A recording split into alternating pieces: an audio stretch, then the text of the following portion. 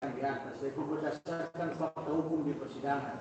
Pada hari Selasa tanggal 17 Agustus 2021 waktu antara sekira pukul 21.00 WIB malam sampai dengan hari Rabu tanggal 18 Agustus 2021 pukul sekira 05.00 WIB di hari atau sejak terdakwa bertemu saksi Muhammad Ramdhani. Analisa salam kehidupan, salam sehat. Jadi sahabat-sahabat AK, di dalam membahas kasus Subang ini harus penuh dengan kesabaran. Karena banyak trik intrik sahabat-sahabat AK. Di awal kita mendengar di luar persidangan itu sudah dibangun keyakinan kepada masyarakat netizen bahwa Yosef bersalah.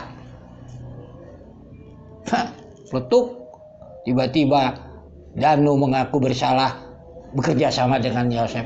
Wow, kacau kan? Ini dia duduk permasalahannya sahabat-sahabat AK. Nggak bisa instan. 3 tahun baru kita dapatkan itu. Kurang lebih. Begitu juga sahabat-sahabat AK di fakta-fakta persidangan. Kalaulah hakim sudah membangun keyakinannya bahwa Yosef itu bersalah dengan adanya baju bercak darah, salah satunya dibangun keyakinan itu, Yosef bersalah. Bebuih mulut kita, bebuih itu PH Rohman, bebuih itu mulut Yosef, bebuih orang-orang membela Yosef, nggak didengarkan hakim. Apa salah? Ya tidak, karena hakim mempunyai kuasa di tanah persidangan. Pendapat hakim kan seperti itu. Ini pemahamannya sahabat-sahabat AK. Di awal di penyidikan Polda Jabar, adakah diperiksa itu saksi-saksi Adeca? Bu Caryati dan sebagainya yang melihat Yosef antara jam 6 sampai jam 6.30? Tidak.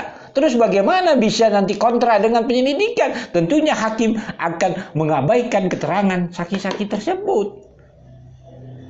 Diabaikan, dikesampingkan bukan berarti saksi-saksi tersebut adalah pembohong, pendusta. Tidak. Mereka itu orang jujur dalam analisa karena hanya dikesampingkan. Demi apa? Demi untuk meyakinkan pendapat hakim. Kan? Tidak terhenti di sana sahabat-sahabat AK. Pendapat hakim di dalam fakta persidangan. Nah ini kan hakim yang mengatakan, kita nggak bisa bilang apa-apa. Kita hanya menguji pendapatnya bahwa kebersamaan Danu dengan Yosef jam 21 sampai jam 5 pagi.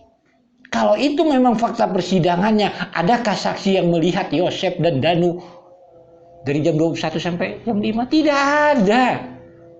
Terus kenapa Yosef harus bersalah? Karena sudah dibangun keyakinannya itu, yaitu baju bercak darah. Kan logika dalam kita menganalisa gitu. Begitu juga sahabat-sahabat AK.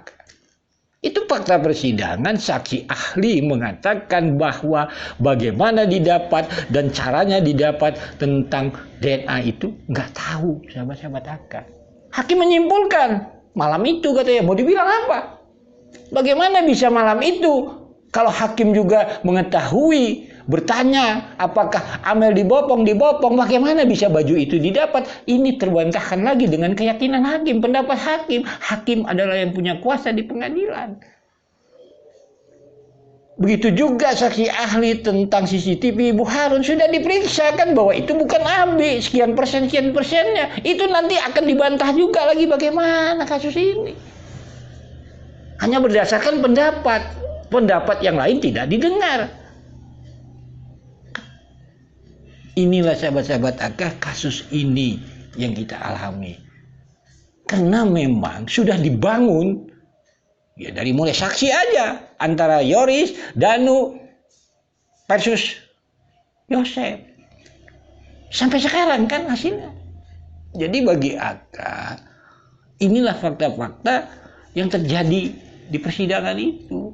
Jadi sekali lagi AK tidak menyalahkan hakim dan membenarkan hakim. AK hanya mencoba memahami pendapat hakim sesuai fakta persidangan.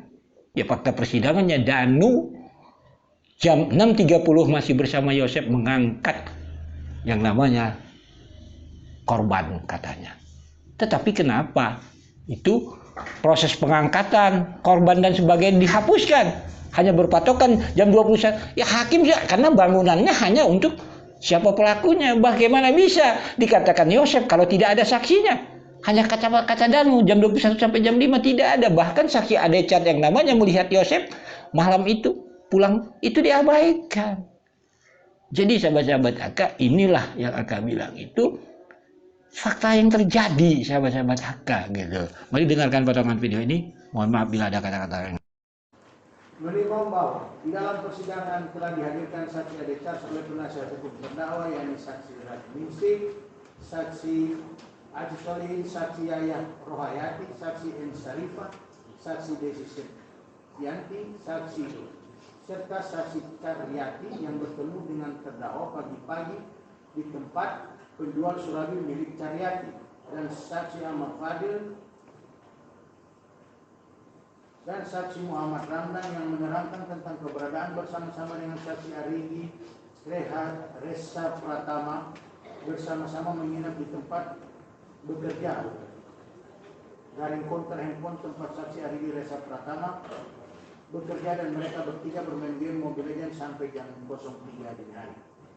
Menimbang bahwa terhadap keterangan saksi Adecat tersebut, majelis hakim berpendapat bahwa telah dijelaskan dan dipertimbangkan di atas, yaitu berdasarkan fakta hukum di persidangan pada hari Selasa tanggal 17 Agustus 2021 waktu antara sekira pukul 21.00 WIB malam sampai dengan hari Rabu tanggal 18 Agustus 2021 pukul sekira 05.00 WIB di hari atau sejak terdakwa bertemu saksi Muhammad Ramdano alias Danu bin Surono.